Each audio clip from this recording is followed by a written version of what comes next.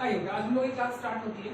हम लोगों को पढ़ना है ऑब्जेक्टिव ऑफ मैनेजमेंट। ठीक है, मतलब मैनेजमेंट का उद्देश्य क्या होता है, मैनेजमेंट किस लिए काम करता है, मैनेजमेंट जब काम करता है, जब मैनेज किया जाता है किसी भी ऑर्गेनाइजेशन को, तो उसका क्या पर्पस होता है, ये हम लोगों को देखना है। ठीक है, तो मैनेजमेंट हमारे 3 ऑब्जेक्टिव्स को बेसिकली फुलफिल करता है। बुक में इसको आप लिख लीजिए कि ये बहुत इंपॉर्टेंट टॉपिक है। ठीक है, इसके ऊपर आप वीबीआई लिख लीजिए या इंपॉर्टेंट मार्क कर लीजिए। आप जैसे भी इंपॉर्टेंट मार्क करते हैं वैसे आप इंपॉर्टेंट मार्क कर दीजिए। ठीक है, बहुत इंपॉर्टेंट टॉपिक। लिखने के बाद हम लोगों को इसमें सबसे पहले आज हम लोगों का डिस्कशन सिर्फ ऑर्गेनाइजेशनल ऑब्जेक्टिव तक रहेगा। ऑर्गेनाइजेशनल ऑब्जेक्टिव से आगे हम लोग नहीं बढ़ पाएंगे आज कल। ठीक है, इस पे बहुत ब्रॉड डिस्कशन करना है, तो इसको ध्यान से समझिएगा कि क्या क्या इसके अंदर डिस्कस करना है।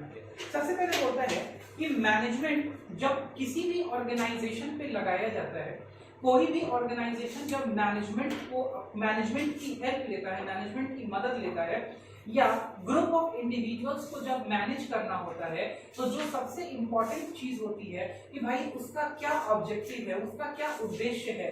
मैनेजमेंट अगर इस ऑर्गेनाइजेशन में काम करेगा, मैनेजमेंट अगर इस ऑर्गेनाइजेशन में लगाया जाएगा, तो उस मैनेजमेंट से हमें क्या फायदा मिलेगा, या वो मैनेजमेंट किन चीजों को टारगेट करेगा कि क्या काम किया जाए। ठीक है, तो सबसे ऑब्जेक्टिव मतलब क्या, उद्देश्य, पर्पस लिख लीजिए। पर्पस मतलब कि कोई भी चीज किस वजह से काम कर रही है उसको हम लोग बोलते हैं पर्पस। मैनेजमेंट कराने का या मैनेजमेंट में लोगों को लगाने का पर्पस क्या है, उसको हम लोग ऑब्जेक्टिव बोलते हैं, उद्देश्य बोलते हैं। ठीक है, तो बोलते हैं मैनेजमेंट का जो सबसे फॉरमोस्ट ऑब्जेक्टिव है, सबसे इंपॉर्टेंट ऑब्जेक्टिव है, वो है ऑर्गेनाइजेशनल ऑब्जेक्टिव। मतलब जिस ऑर्गेनाइजेशन, जिस संगठन में मैनेजमेंट लगाया जा रहा है, उस संगठन का ऑब्जेक्टिव फुलफिल करना। क्या ऑब्जेक्टिव है, तो देखिए बोलता है management is responsible for setting and achieving objectives for the organisation. होता है मैनेजमेंट का काम है ऑर्गेनाइजेशन के ऑब्जेक्टिव्स को सेट करना। मतलब कि वो जो संस्था है, वो जो बिजनेस है, या कोई भी जो संस्था है, ठीक है, वो संस्था क्या काम करेगी, उसका क्या उद्देश्य है, वो संस्था क्यों चल रही है, वो ऑर्गेनाइजेशन क्यों वर्क कर रहा है, काहे वर्क कर रहा है, प्लस कैसे वर्क करेगा, क्या वर्क करेगा, ये सब कौन सेट करता है, मैनेजमेंट। ठीक है, एंड वेज टू अचीव, और वो जो ऑब्जेक्टिव हमने सेट किया, जो एम, जो गोल, जो उद्देश्य हमने बनाया है, उसको अचीव कैसे किया जाएगा, ये सब काम किसका है, मैनेजमेंट। ठीक है, तो मैनेजमेंट सबसे पहला अपना कौन सा ऑब्जेक्टिव लेके चलता है, organisational objective. Under organizational objective, a management is supposed to create what the organization will do and how the organization will achieve that goal. वो organization उस goal को कैसे achieve करेगा। ठीक है, ऑर्गेनाइजेशनल ऑब्जेक्टिव के अंदर आपको 3 बातें पढ़ाई जाएंगी, तो हम लोग आगे बढ़ते हैं, देखते हैं। बोलता है it has to achieve a variety of objectives in all areas considering the interest of all stakeholders। Stakeholders को अंडरलाइन कीजिए।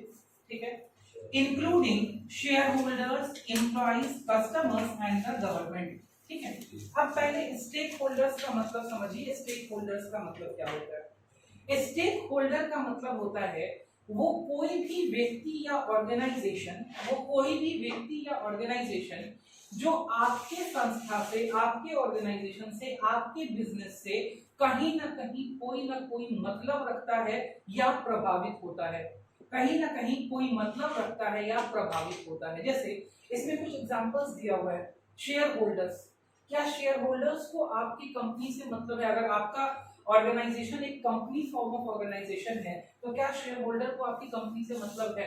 बिल्कुल मतलब। शेयर होल्डर ने पैसा लगाया हुआ है और उनको पैसे के बदले में क्या मिलेगा? डिविडेंड मिलेगा। तो क्या शेयर होल्डर्स को मतलब है? जी बिल्कुल मतलब। क्या एम्प्लॉइज को मतलब है? जी बिल्कुल मतलब है। एम्प्लॉइज आपके ऑर्गेनाइजेशन में काम करते हैं, तो आपका ऑर्गेनाइजेशन अगर अच्छे से सर्वाइव करेगा, अच्छे से चलेगा, तो एम्प्लॉइज को उनके जो बेनिफिट्स है वो क्या मिलेंगे? आसानी से मिलेंगे। ठीक है, वरना उनको सैलरीज नहीं मिलेगी। कस्टमर्स क्या एक स्टेक होल्डर, ये सारे स्टेक होल्डर के एग्जांपल्स हैं। ठीक है, स्टेक होल्डर्स का मतलब होता है कि all those persons, institutions, entities which get affected by the act of an organisation, जो ऑर्गेनाइजेशन के काम से, उसकी क्रिया से, उसकी एक्टिविटी से, उसके एक्शन से कहीं ना कहीं प्रभावित या लाभान्वित होता है।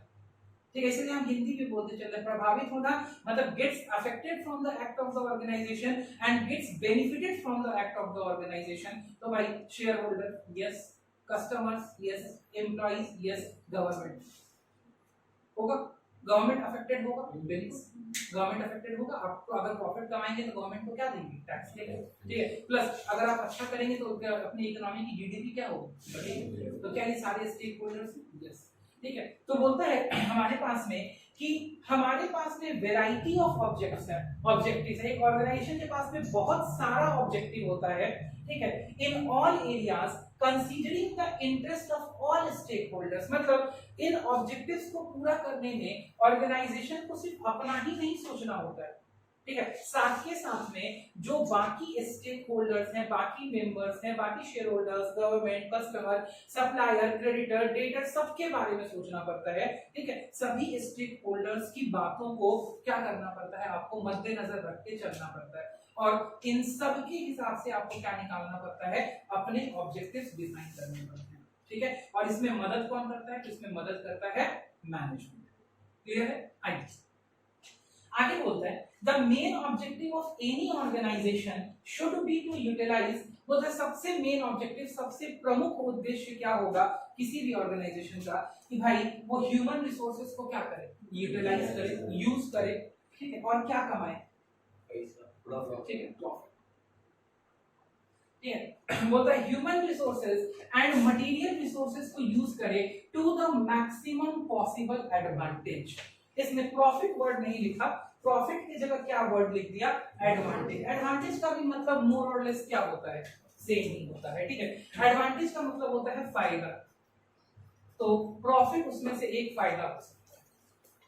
क्लियर है? मतलब मैनेजमेंट का ऑब्जेक्टिव हमेशा यही है कि ऑर्गेनाइजेशन अपने स्टेक होल्डर्स, अपने उन लोगों से जो उससे कहीं ना कहीं प्रभावित हैं, उनके फायदे के लिए ह्यूमन और मटेरियल रिसोर्सेज का मैक्सिमम पॉसिबल फायदा उठाए, ठीक है। मैक्सिमम पॉसिबल उसको क्या करे, यूज करे।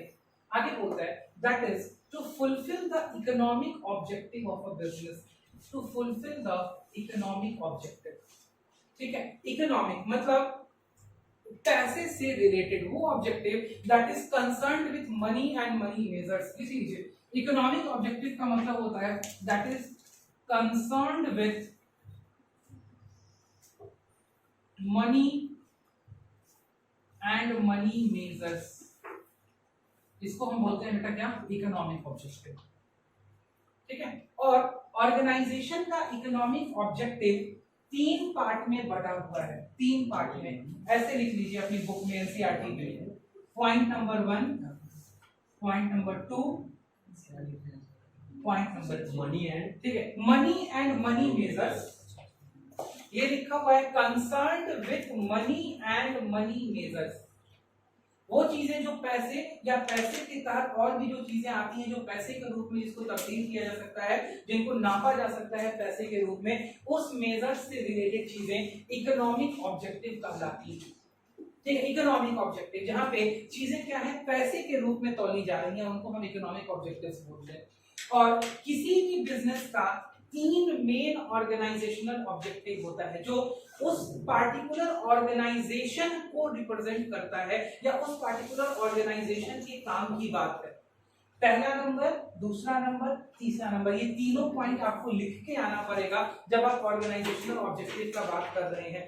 केस स्टडी खूब पूछता है इस टॉपिक से, ऑर्गेनाइजेशनल ऑब्जेक्टिव से खूब केस स्टडी पूछता है। अंडरस्टैंडिंग भी अपने लैंग्वेज से भी लिख सकते हैं, बिल्कुल एकदम आप अपने लैंग्वेज से लिख सकते हैं, बहुत आसान है, ठीक है। सर्वाइवल, प्रॉफिट और ग्रोथ, और ये तीनों इसी तरीके से आएगा। ऐसा नहीं होगा कि ग्रोथ, प्रॉफिट और सर्वाइवल, नहीं, पहले होगा सर्वाइवल, फिर होगा प्रॉफिट और फिर होगा ग्रोथ। बिजनेस में जो बिल्कुल, बिजनेस में जो स्टेज आता है, मैनेजमेंट इन्हीं तीनों स्टेज पे फोकस करता है।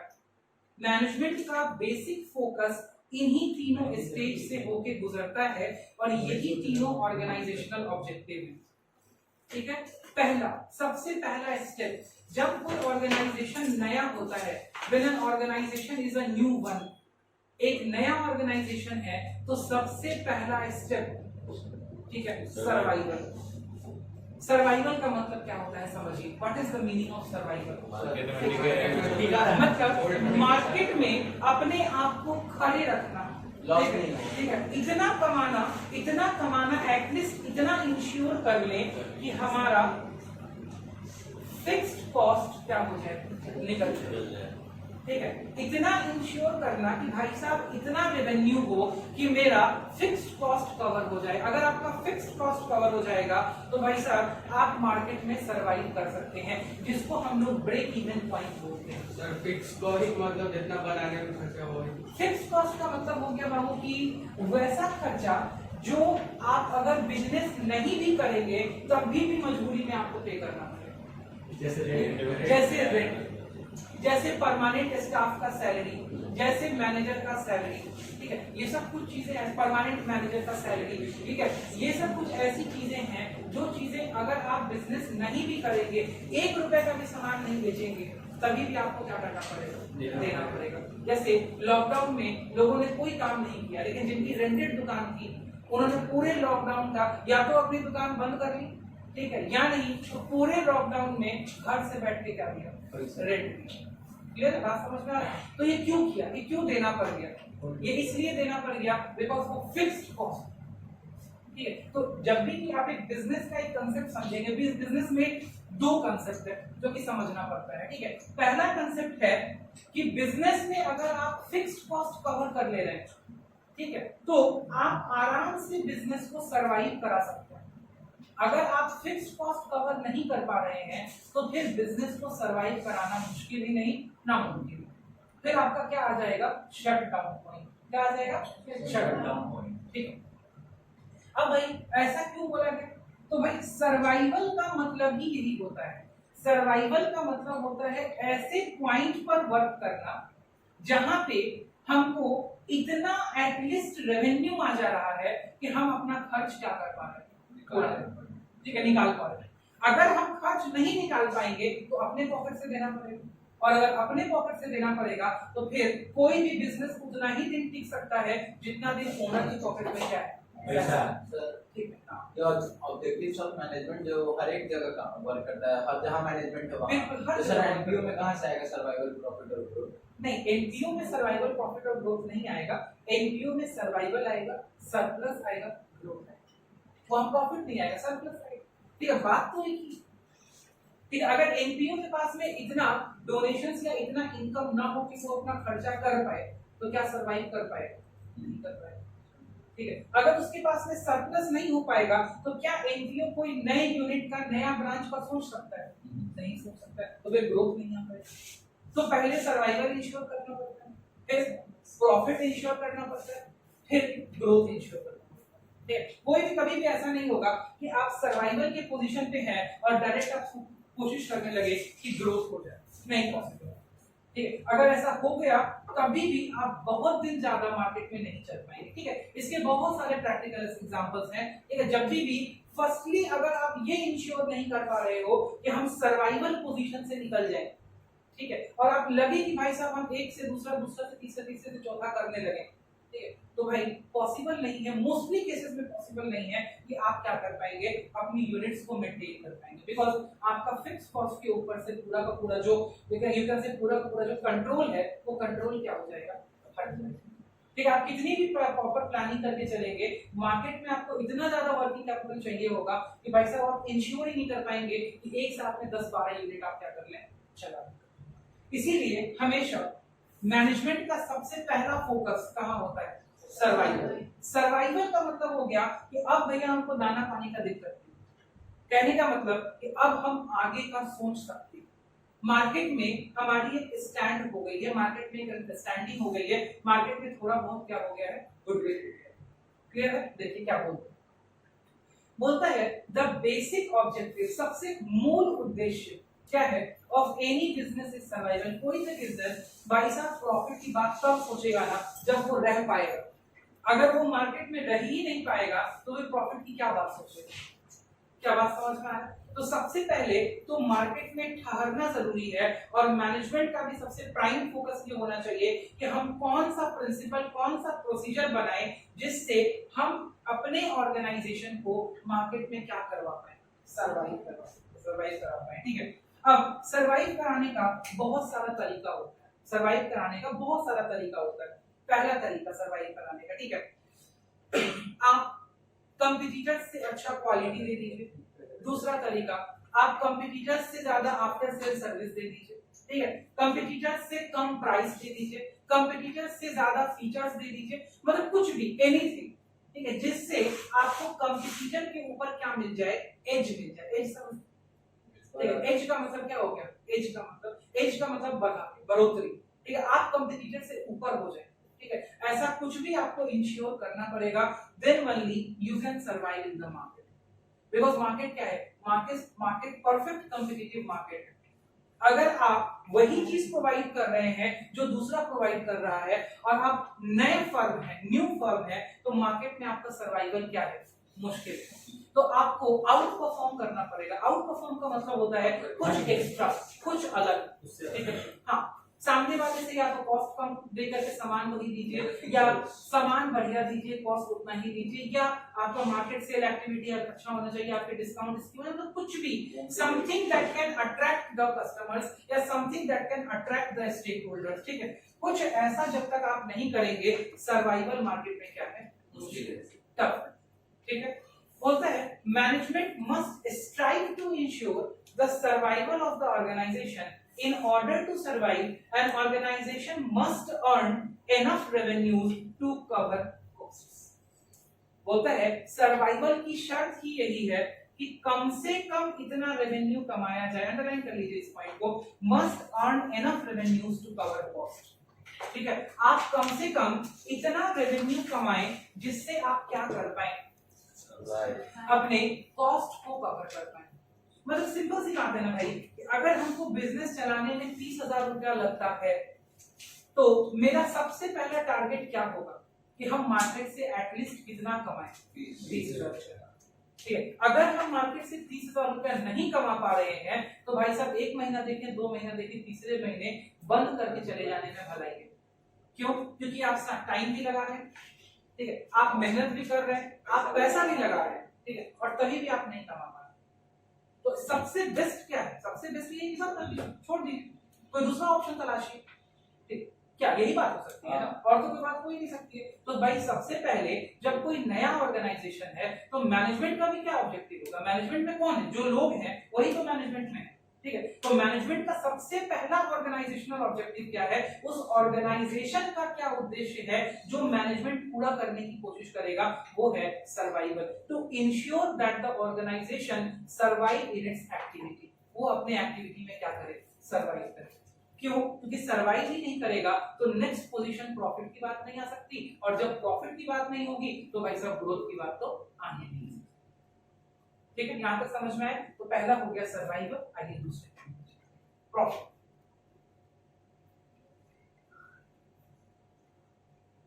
प्रॉफिट क्या बोलता है, बोलता है mere survival is not enough for business. बोलता है बिजनेस के लिए हमेशा सर्वाइव करते रहना ही फायदे का काम नहीं है, फायदे का सौदा नहीं है। क्या फायदा, हम सिर्फ सर्वाइव ही कर रहे हैं और अपना टाइम 10 साल तक लगा दिए बिना इंसेंटिव के। कोई भी बिजनेसमैन, कोई भी प्रोप्राइटर, कोई भी शेयर होल्डर काम करेगा, कोई भी काम करेगा, कोई भी काम नहीं करेगा। किसी को भी मार्केट में काम करने के लिए कम से कम इंसेंटिव मिलना चाहिए कि भाई साहब उसका खर्चा पानी चले। ठीक है, तो सर्वाइवल के लिए आदमी 1 साल रुक सकता है, 2 साल, 3 साल, 5 साल, लेकिन उससे ज्यादा कोई सर्वाइवल के ऊपर इंश्योरिटी नहीं करेगा। उसके बाद भैया उसको चाहिए ही चाहिए क्या, प्रॉफिट। ठीक है, वो सा प्रॉफिट क्या है, management has to ensure that the organisation makes a profit. अब मैनेजमेंट को इंश्योर करना पड़ेगा। मैनेजमेंट जब देख लिया कि हाँ we are now not in a risk to survive, अब हम सर्वाइवल के रिस्क में नहीं, हमारा सर्वाइवल का रिस्क ओके हो गया, अब कोई प्रॉब्लम नहीं है। अब मार्केट में हमें लोग जानने लगे, हमारी इतनी गुडविल है कि कस्टमर हमारे पास आने लगा। ठीक है, अब हम किस चीज के लिए जाएं, अब हम जाएंगे प्रॉफिट के लिए। ठीक है, प्रॉफिट के लिए जाने के लिए अब मैनेजमेंट को अपने ट्रिक्स एंड टैक्टिक्स क्या करनी पड़ेगी, चेंज करनी पड़ेगी। ठीक है, प्राइस, हो सकता है थोड़ा बढ़ाना पड़े, ठीक है, क्योंकि क्वालिटी से कॉम्प्रोमाइज तो नहीं हो सकता, ठीक है, प्राइस बढ़ाना पड़े या अपने कॉस्ट को और क्या करना पड़ेगा, कट करना पड़े, ठीक है, जो भी करना पड़े, व्हाट कुड बी डन, जो भी whatsoever can be done to achieve the profit, वो सारा मैनेजमेंट को अब करना पड़ेगा। This is the next step in organisational objective. Organisational objective का दूसरा स्टेप है कि भाई साहब अब हमें किस चीज के लिए जाना पड़ेगा, now we have to go on for what, for profit, for profits, ठीक है। बोलते हैं profit provide a vital incentive for the continued successful operation of the enterprise. बोलते हैं प्रॉफिट क्या है, तो भाई प्रॉफिट वो इंसेंटिव है, इंसेंटिव का मतलब होता है वो फायदा है, वो बोनस है जो continued successful operation of an enterprise, एक संस्था को चलाने के लिए जो इंसेंटिव उसके चलाने वाले लोगों को चाहिए वही प्रॉफिट, ठीक है। कोई भी संस्था बिना प्रॉफिट के नहीं चलेगी, क्यों, बिकॉज जो उस संस्था को चला रहा होगा, जो उस बिजनेस को चला रहा होगा, ठीक है, उसको अपने सर्वाइवल के लिए भी क्या चाहिए, कुछ पैसा चाहिए। There is a need for incentive. Everybody in that attached to that organization is in need of something. उसको कुछ ना कुछ चाहिए, तभी वो अपना पैसा लगाया है, तभी वो अपना समय लगा रहा है, तभी वो मेहनत कर रहा है, ठीक है। और जब उसको मेहनत के बदले कुछ नहीं मिलेगा, सारा का सारा उसकी कॉस्ट में ही निकल जाएगा, तो फिर काहे के लिए वो बिजनेस करेगा, ठीक है। बात समझ में आ रहा है? तो भाई साहब प्रॉफिट क्या है, प्रॉफिट एक इंसेंटिव है, ठीक है, जो लोगों को काम करने के लिए क्या करता है, प्रेरित करता है, बढ़ावा देता है। इंसेंटिव, इंसेंटिव का मतलब होता है फायदा, एक्स्ट्रा बोनस, ठीक है, कुछ ऐसी चीज, ठीक है, जैसे कि तुम दुकान पे बैठते हो, ठीक है, बैटरी अगर 7,000 रुपए का आएगा, ठीक है, तुम्हारे ससुर जी भी आ जाएंगे तो तुम 7,000 का बेचोगे, थोड़ा ज्यादा, ठीक है, तुम उनकी बेटी को कहाँ से खिलाओ, बात समझ में आ रही, तो तुम ससुर जी को बोलोगे देखिए आपसे ज्यादा नहीं ले रहा है, 7,051 रुपया दे दे, ठीक है, मुझे दिखाई समझ के दे दीजिए, देखने लगे तो बात समझो,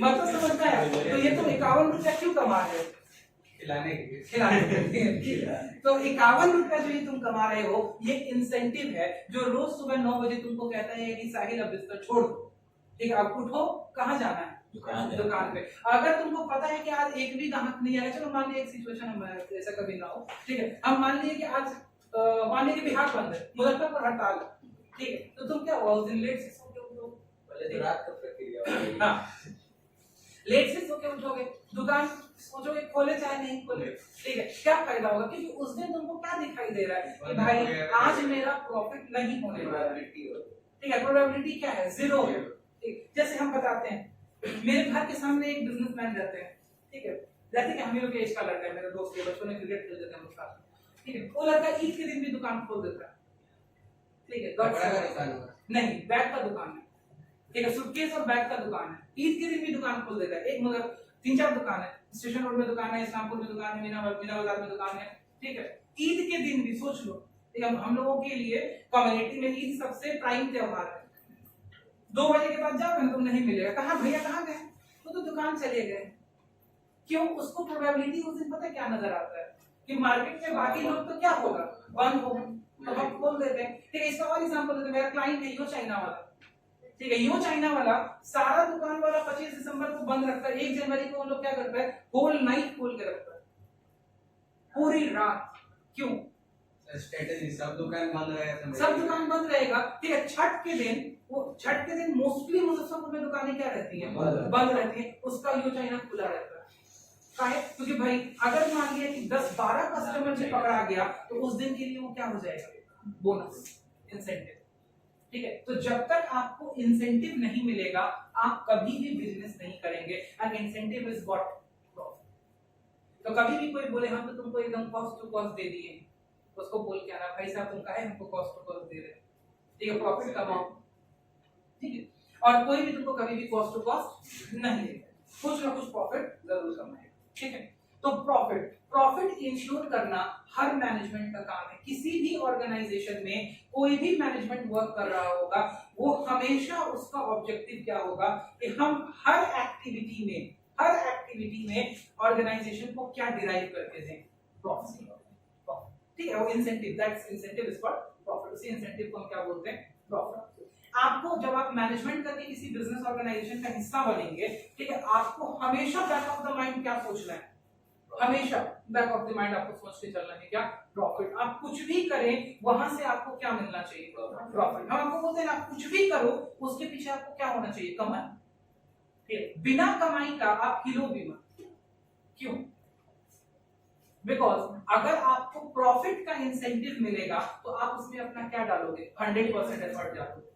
जैसे इसका एक बहुत छोटा सा एग्जांपल देते हैं, ठीक है, तुम लोग पहले या कभी भी खेलते होगे, ठीक है, तुम लोग क्रिकेट खेलते होगे, दो तरह का मैच होता है, एक होता है पैसा वाला, एक होता है बिना पैसा वाला। पैसे वाले मैच में सब जान लगा देता है, कूद के कैच लेता है, ठीक है, और बिना पैसा वाले मैच में ऐसे करके खड़ा रहता है, ठीक है, छूट गया तो अपनी कोई दिक्कत नहीं। ऐसा होता है, काहे होता है, पैसा लगा है, क्योंकि पैसा लगा है।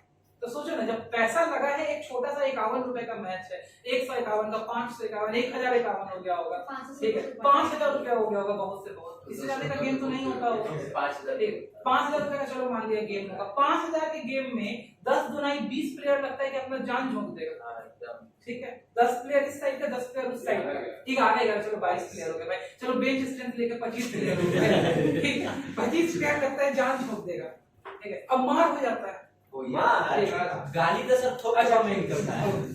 तो क्यों? बिकॉज उसके पीछे क्या है, इंसेंटिव। तो भाई जब बिजनेस में करोड़ों रुपया लगा हुआ है, लाखों रुपया लगा हुआ है, तो क्या ऑर्गेनाइजेशन का ऑब्जेक्टिव प्रॉफिट नहीं होगा? बिल्कुल होगा। और जब ऑर्गेनाइजेशन का ऑब्जेक्टिव प्रॉफिट है तो भाई साहब मैनेजमेंट को क्या इंश्योर करना पड़ेगा कि हम प्रॉफिट कमा के, क्लियर है? तो मैनेजमेंट का दूसरा ऑब्जेक्टिव, ऑर्गेनाइजेशनल ऑब्जेक्टिव के अंदर दूसरा मेन ऑब्जेक्टिव क्या हो गया, टू अर्न द प्रॉफिट। पहला सर्वाइवल, क्योंकि ऑर्गेनाइजेशन होगा तो ग्रोथ होगा, ठीक है। रिलायंस जियो, जब जियो निकाला, क्या रिलायंस जियो, मुकेश अंबानी बोले जियो खोल दो, जियो खुल गया? नहीं भाई साहब, ठीक है, 50, 60, 70 टीम ऑफ बड़े बड़े मैनेजर्स रहे होंगे, उसके बाद छोटे मैनेजर्स, मतलब 500 लोगों की टीम से कम नहीं रही होगी ऑल ओवर इंडिया जब जियो लॉन्च हुआ होगा। सर इसका सबसे अच्छा एग्जांपल जियो ही है, पहले फ्री में सिम में बांटा उसने जब सर्वाइवल किया तो मार्केट में सर्वाइवल कैसे किया, मार्केट में सर्वाइवल करने के लिए उसने लोगों को आदत लगा दी, ठीक है, कि भाई साहब तुम अब बिना नेट के जी नहीं सकते, एक समय खाना नहीं मिलेगा तो कोई दिक्कत नहीं है, आज 2 GB खत्म हो जाए छटपटाने लगेगा बच्चा, सब लोग, आप हम सब लोग छटपटाने लगेंगे, ठीक है। उसने हमें इंटरनेट का क्या बना दिया, गुलाम बनाया, ठीक है। लोगों ने लाइन में लग के पसीना बहा करके क्या लिया, सिम लिया भाई, सबने लिया, ऐसा नहीं कि हमने नहीं लिया, हमने लिया, सबने लिया, ठीक है। उसके बाद उसने क्या किया, फ्री में नेट दिया, लोगों ने नेट दबा के यूज करना चालू किया, ठीक है। हाँ, वो क्या था, वो सर्वाइवल का स्ट्रेटजी था कि एक बार अगर सर्वाइव कर गए तो देखो ना प्रॉफिट, ठीक है, पागल हो जाएगा आदमी प्रॉफिट देख के। इतना प्रॉफिट कमाया कि भाई साहब सामने वाले को मजबूर कर दिया कि या तो मेरे साथ कम्पीट करो या बंद करके भाग लो, ठीक है। और कितना लोग बंद करके भागा, गिनना चालू करोगे तो गिनते रह जाओगे कितना लोग बंद करके भागा, ठीक है, टेलीनॉर, यूनिनॉर, फलाना, ये वो दिस, ठीक है। चल कौन पाया, ठीक है। तुम्हें एयरटेल पता है क्यों चल पाया, एयरटेल इसलिए चल पाया बिकॉज़ मल्टीनेशनल टेलीकम्युनिकेशन कंपनी थी, खाली इंडिया में रहती तो ये भी बढ़ लेती, ठीक है।